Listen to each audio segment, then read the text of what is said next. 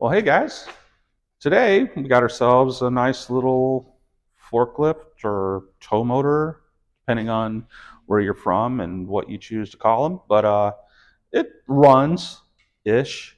But we're going to dive into this, see if we can't get it cleaned up, running a little better, make it a little safer. But anyway, let's get into it. I don't know. Is it a high-low, a jitney, a lift truck? I don't know. Whatever it is, it's dirty.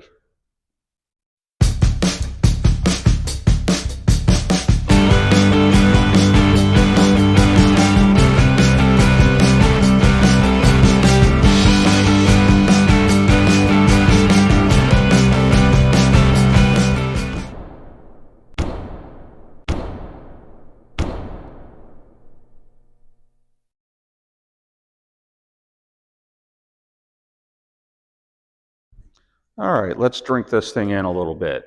So it is a Clark, okay, LP, and looks like an operator or two might have had a little bit of an issue with judging distance because it came in contact with some things, but we'll clean that up, get it done. There is a service engine light running on it. I believe, where are we looking at here? The last time this thing was serviced was in 24. Okay, so yeah, maybe it's about due. So we're gonna dive into this thing. We're gonna get into this little engine compartment here because it's pretty funky in here. It's pretty dirty. So we're gonna give that a once over, clean it up. Maybe take a look at some of this other stuff here because it's pretty nasty. But it's a nice, clean looking little machine outside of that, and it does all the lift up and down thing. Let's close that up. Lift up and down stuff like it's supposed to. Um, it is a C20 flavor, so it's a nice little machine. We just need to fix it up, and it's missing the load backrest, or some of you guys call it a load backrest, a mast guard, or whatever. And you can see some evidence of some loads coming in contact with these little hydraulic hoses that are not cheap. Now, this is one of those fork assemblies that it does the normal up and down, tilt forward and back, but it also has shifts left and right, but it also, the blades can be adjusted from the seat as well, so you don't have to get out here and lift the thing and then kick and kick to get them over. It's pretty nice little feature. Now, we're going to get in there, we're going to drain the oil on this thing, put some new oil in it. Now, this isn't like your car. You can't just run down the Jiffy Lube or one of those things. These are a little bit more of a pain in the butt because this little guy right here weighs as much, if not more, than a car. So things are a little tight. But we are going to dive in, maybe do a little rattle can refresh on some of this because I do have the Clark approved rattle can touch-up paint for this. So we get in there, polish it up, clean it up. There's an engine service light on up here that we want to get. Oh, look at this. This has tilt steering. See here, hold on. This is fancy. Look at fancy. So as I was saying, it's got the controls up and down, tilt, okay, and then there's your forks in and out. There's left and right, but your forks where you can adjust them in and out. That's pretty nice. But let's see if we can't lift this up to current standards and make it a safe unit. Let's get to it. Well, I went on a little shopping spree over O'Reilly's. I had everything I need, including this Wix filter, and I got access to the other side. So right now I'm going to go ahead and change the lube juice in this thing. Then we're going to drop it down, and I'm going to use some of that cleaner in here to take care of that. But in here, you got a lot of little electronic gizmos and fun stuff like that. So before we start doing anything like that, what I'm going to do is I'm going to jump over here and then just disconnect that battery. That way we don't have any juice flowing around in here while we mess around, because I'm going to squirt all this down and just clean, clean, clean, because man, is this thing funky. So let's get it dropping that oil.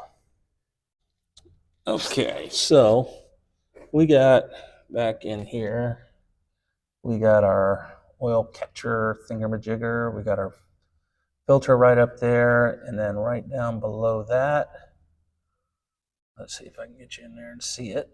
There's our drain plug right there. We're going to pop that out, and we are going to use a 17 millimeter to do that. Now, I have a little extension here that I use for that to help protect our little digits and arms and legs and other fun things. All right. Okay, so we got our little nut loose there. Let's see if we can get in there.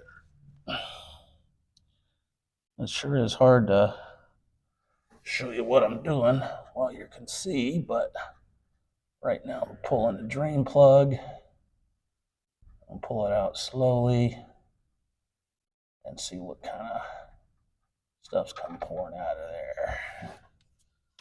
There we go. And naturally, it's coming out right on the cross member. So we'll have a little bit of a mess there to clean up, but let it go. Let's see. It's still got some viscosity to it. The drain plug's not magnetic, so we can't see if there's any garbage under there, but we'll just let that do its thing. Keep on coming. And then while we're waiting on that, we're going to reach up there and try to get that filter out. So it's been a minute since this filter's been off of here. Oil's still coming out of there, but I went ahead and grabbed my adjustable filter wrench here. So let's see if we can wrench that thing off with this. Right, this is supposedly the cross for this, but this is the O-ring out of this filter. Okay, if you lay that right on top of it, it's not exactly lined up. Now the surface area on the filter housing under the pump will probably capture that, but I'm still not 100% convinced. So I'm going to take this Clark number here and just check that cross again and make sure we're on the same page. Well, hey guys, we are back at it, and like most projects, or a lot of projects, some go off without a hitch, but some just turn into a royal PIA. But I wouldn't say it's a PIA, but things do happen that complicate things, right? You're going to have issues from time to time that you have to resolve. We'll take that that filter situation, the oil filter. Well, that turned into a whole cluster. And that's one thing that we learned from this is do not trust numbers, okay? Numbers, part numbers, so on and so forth, especially if you're crossing, using cross references, that only gets you halfway there. You still have to verify that things are right. And unfortunately, that cross reference got it wrong twice. But we figured it out. We got the right one. We checked, we double checked, and Got it all screwed on there, ready to go. So now I got to dump some juice down in there. The manufacturer calls for 520 in this, and so that's what we're going to use. We're just using a little more, using some synthetic oil, right? Because as far as miles is concerned, you're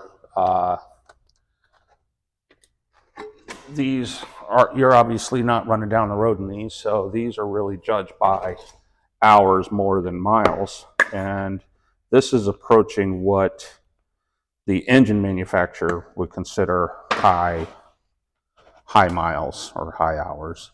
And so we're about to cross over the 5,000 hour mark.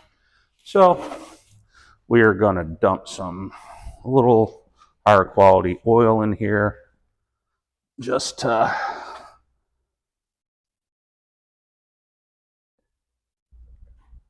give it a little extra help. And as we're dropping this oil in here, this engine calls for 6 quarts. Okay. And we are going to dump 5 in there. And then we're going to check the stick, let it soak in, let it drain down there. We're going to check the stick and see if we're where we need to be. And then add accordingly, because it's easier to add than it is to delete. We don't want to delete.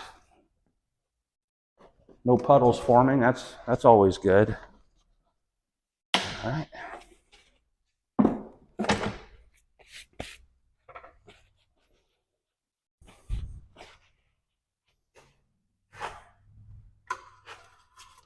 I'll get this out and wipe her down. Wipe her down.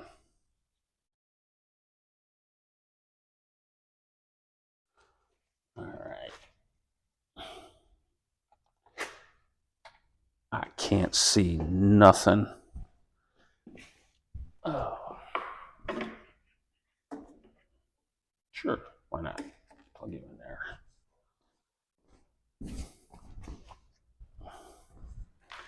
Put it around. I wonder what that's rubbing on. Oh, that's not good. Is that what? Oh my Lord. I think they just covered that with tape. I don't know if you guys see me pull off that little chunk of tape when I got started. Well, that was covering a fray in a hose here.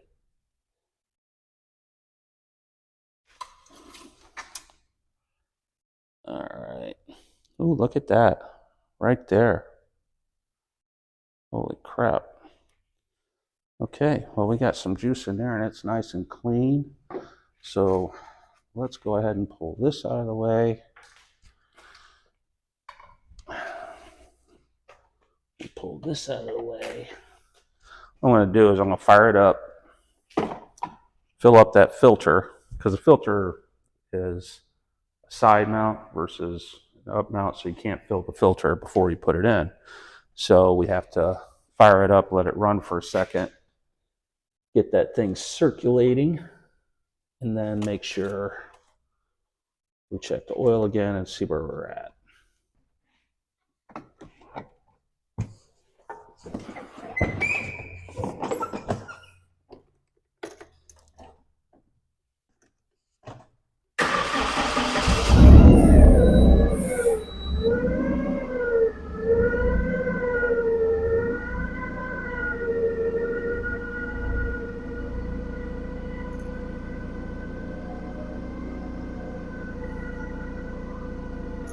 Okay.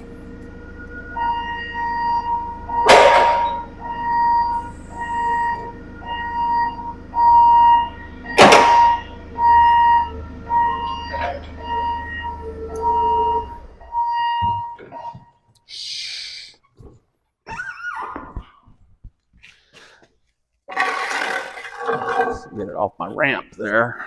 Let's open this thing back up and pull that stick again. Let's see what we got.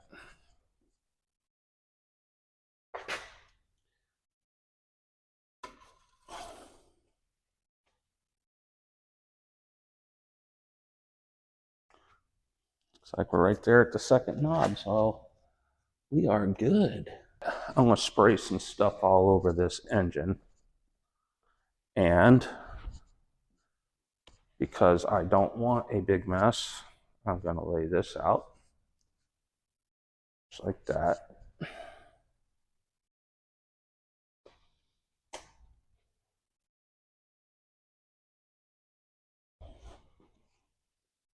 Those are just absorbent pads to help keep things neat. All right. Look at that.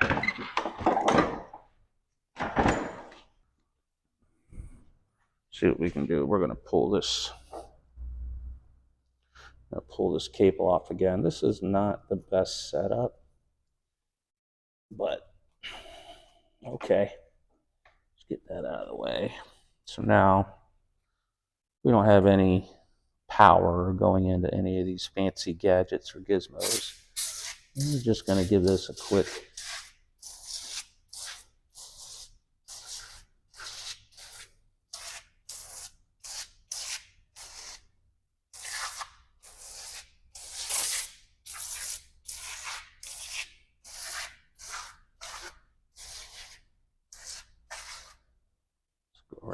let's get it over there.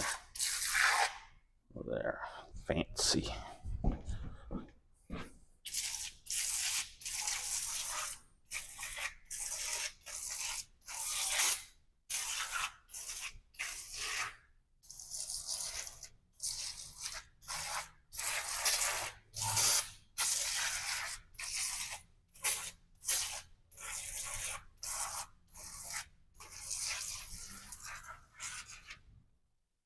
Look at that. Okay. Now, we'll let that soak for a minute. Then we'll go ahead and rinse that off. Then we'll have a clean surface to work on and go from there. Okay, so let's go around here. Oh, look, let's look in there. Look at that. Looking nice. Looking a little better. But anyway, I was talking about project challenges. This one here. So that mass guard or backrest, that thing is pricey. Okay. As a matter of fact, because of that fancy fork shift function on these, this actual head here is a little unique. Okay, so it's not a standard size. So of course, that little backrest is special order. Okay, and it comes from out in the California way, and yada yada yada. So guess what? We are looking at almost $1,000 for that thing. All right. Well, that's not happening, and more than likely, that's why it's not there. Odds are they maybe bent it or something happened, and instead of replacing it, they just ran like this because, again, $1,000. But that brings a new aspect to this little video because I'm not buying one, but I will make one. So that's what we get to do next. Let's make a mass guard or load backrest or whatever you want to call it. So many different names for these things, all right? Different names for parts, different names for the actual machine. Why don't somebody just make up their mind already? All right, so we got Mike's over there cleaning that thing up. He's just touching it up a little bit, little SOS pad and scrub. But what I got here is I got some steel for making that backrest that I was talking about. It's not cheap, but I am by no stretch, no means a metal shop, so we'll have to make do with what we got. I don't have a brake or a bender or anything like that, so I got a piece of metal here. Uh, it's just shy of a 1/4 inch. I'm going to heat it up, get this area right here cherry hot, slide it back, it's squared to my bench, slide it back, and just use my bench to bend that 90 and repeat that over there. And just, I don't know, we'll see what comes of it. So, but in order to do that, we need fire. Let's see if we can get some fire going.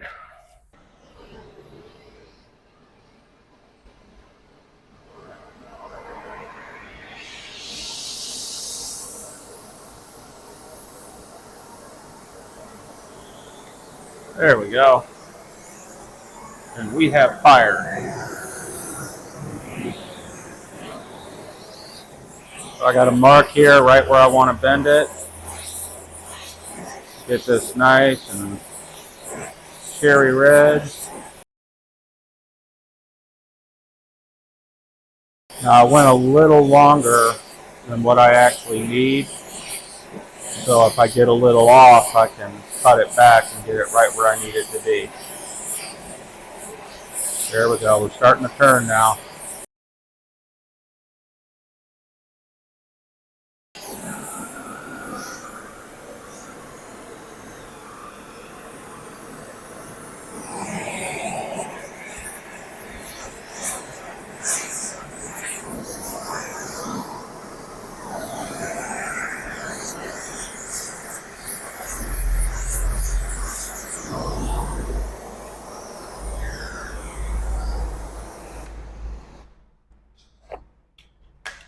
Pull this back a little bit. Ooh-wee. That's hot. All right, how we looking? All right, looks good to me.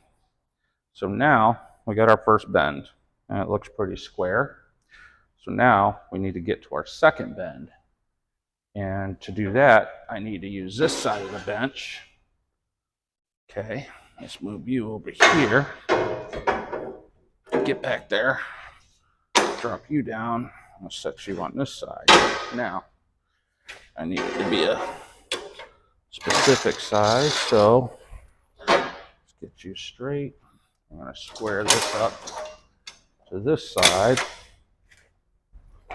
Kind of set it some.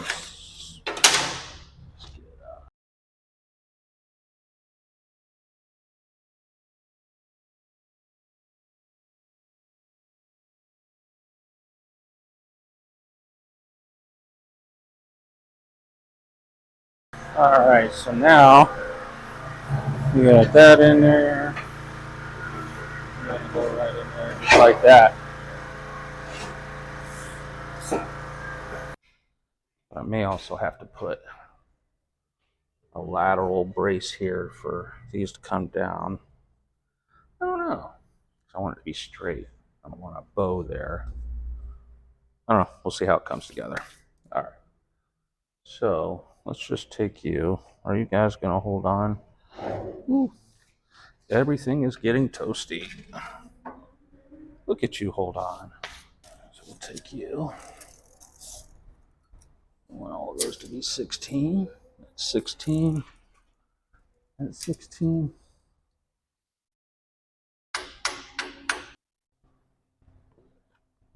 All right, here we go.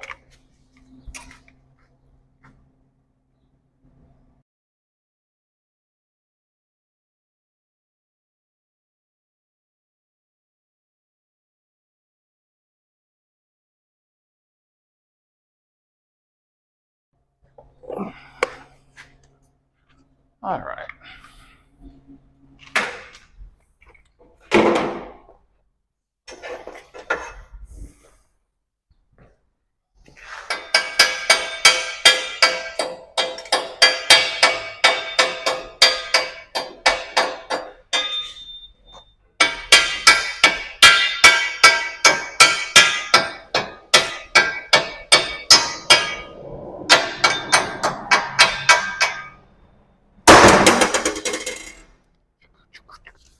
Okay, so with the metal that we got left, and since there's no real specifications for these, I think I got enough juice to go 6 1/4. I got my marks up here. And I'll put my verticals in there, but I still think I need something to stiffen up this bottom rod right here. So let's see what we can figure out with that.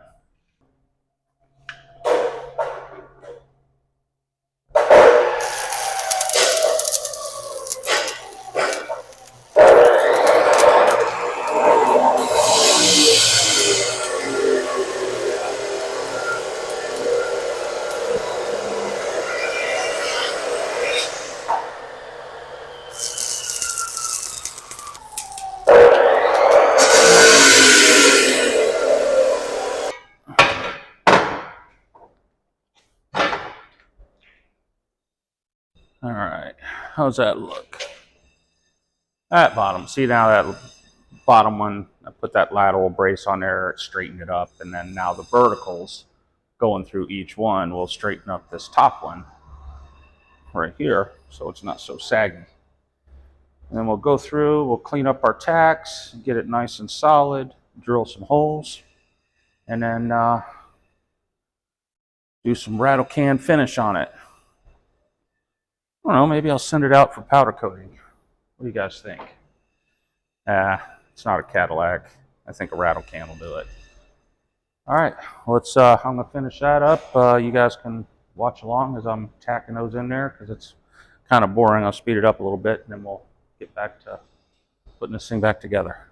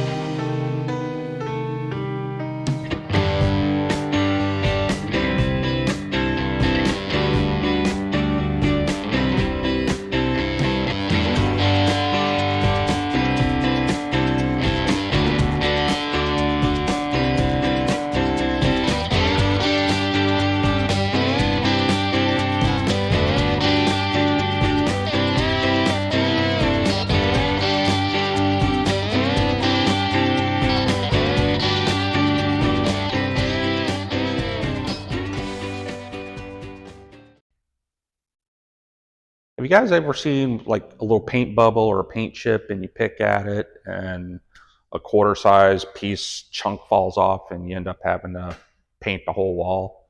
Well, it's no longer a clar. It's now just, but anyway, all of the labeling came off of here while we were cleaning and scrubbing, which is okay because there's some other labels missing. So I went ahead and ordered a label kit for it. If you notice here, I put a couple pieces of tape. That's just when I finish, because I'm going to pull the rest of those off, kind of give me an idea where it was at. So when I put the new one on or be in close proximity. But in the meantime, we can spend a little bit of time touching the rest of it up. It's a day or two before I get the label kit for this thing. It has all the safety labels and all that good stuff. So we'll get everything back on there. But perhaps you notice that there we go. So the mast guard is done and completed and back on the unit. I think it came out pretty good. I mean, it's not entirely factory, but you know, it looks good to me. Anywho, I'm gonna go ahead and pull these sides off, and you know, so I have the markers there for those and clean it up. Now, we did have another issue: is this seat here. It has, this is one of those seats that has a firmness adjustment on it. for the comfort of the operator, and it's broken. And that's fine, except for the fact that sometimes that can affect the safety or the operation of the unit.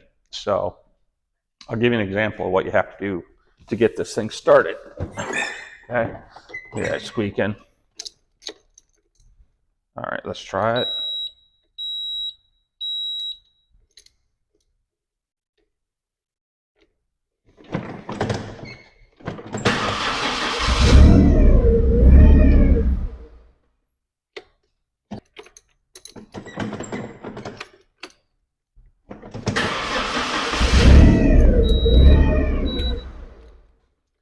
That's not cool.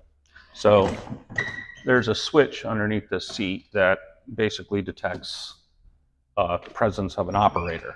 So for all intent and purposes, you can't start it when you're standing outside of the unit, just in case it wants to take off. So I'm going to dive into the seat, yank it off, flip it over, do some lubrication, and check some other things in there, see if I can't fix that indicator, and get the seat back to working the way it should, so you don't have to do this to get it going.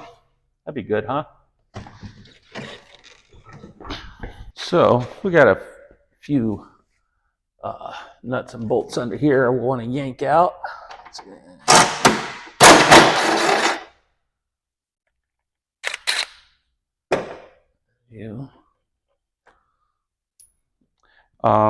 I don't know.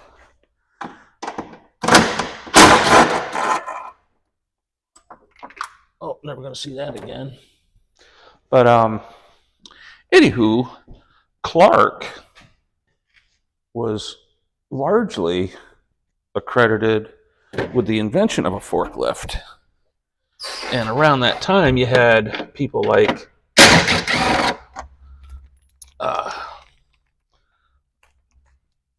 the Tow Motor Corporation that was basically up here in Northeast Ohio that was instrumental in it as well. And that's why there were so many people back in the 30s involved in the creation of these things. Why there's so many different references to the names of it. But it's fun to know. Let's see if we can find that. Get in there. Oh no, that thing is gone. Oh, got it. Nice. There we go. Let's feed that up through the hole. There we go. All right.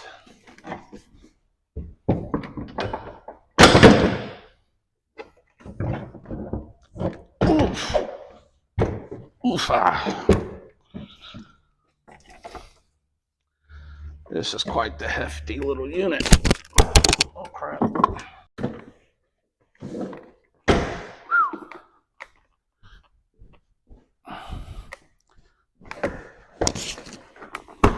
Holy crap.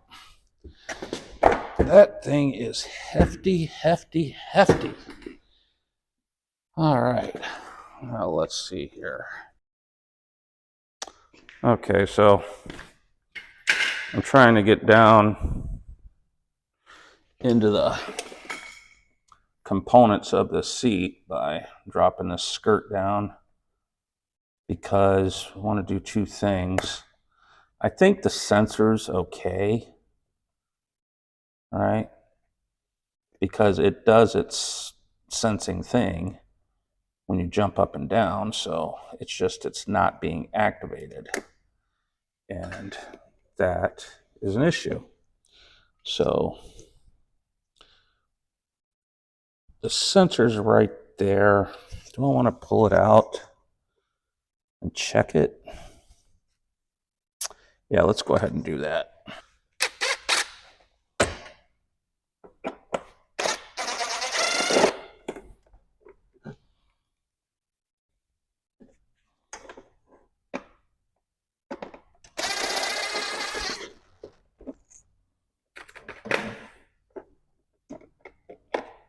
Okay, so here it is. This is the center switch underneath that seat. So you sit on it and it presses a switch down like that. So what does that do? Well, let's see here. And we'll turn it to the Wi-Fi looking setting. And that's continuity. Okay, see? Looks like a Wi-Fi signal.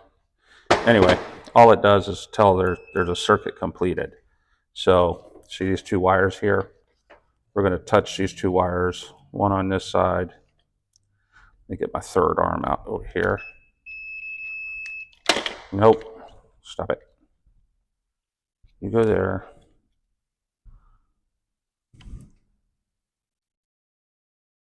And you go here. So I'm touching here. And you can see there's no tone. But if I depress the switch, now there is. Right? So that's how it works. Basically, when you sit on the seat, it presses a switch down and completes this circuit. All right, so we know it works here, but let's get down because, you know, some of these wires are taped up and look a little gnarly. So we got a connection down in here. We're going to jump in here. We're going to check this the same way, just a little more difficult. You know what I'm going to do? I'm going to take you, flip you over. Let me get something. Oh, what do I want to use? You might do it. Way about as much as I do. So we're going to set this switch up on a surface like that so we don't damage the switch. We'll set this on here to depress the switch. Maybe. Stay still? Okay. So now I got hands free, and now I can manipulate these probes. Put one there, put one on the other one. Okay, I got tone. So that's telling me the wire's good. So we know the switch is good, we know the wire's good. So what's the problem? Well, that switch mounts right there. Okay, see that little disc there? When you sit down, that little disc comes back and depresses that switch. Problem is it's not coming back enough. So we have to figure out why. So what I'm going to do is I'm going to dive into here in this general area and start inspecting the moving up and down, manipulating thingamajiggers. Here's a part of this this lever right here. So this is an indicator on how much kilograms this is set for. So if you see there, this is supposed to slide back and forth in here like this. And obviously that's broken. So let's see if we can figure that out, get in there, and then make this seat work a little better. Well, we got it all back together. And really, all we needed is just a little bit of lubrication. All I had with me was some dry lube, but it'll work. So there's a bunch of springs and shocks and doodads and so on and so forth in the seat that it really wasn't going where it needed to go, but now it's no problem. Actually, a little more comfortable. All right, so let's see what we're going to get into next. Okay, guys. Well, here we are. I think I'm at a good stopping point with this because this opened up a whole other can of worms. There's some other stuff, and some of these labels are just hard to see. So I went ahead and ordered just a whole label kit. So I think this is a good stopping point. We'll split this into two parts. We'll leave this as part one. We got everything working good mechanically. It's sound. All of the safety stuff is there. Seat's working again. You don't have to jump up and down like an idiot to get it to start. does the forward and back thing, up and down thing, side to side thing. Everything seems to be working like it should. Service engine light is out.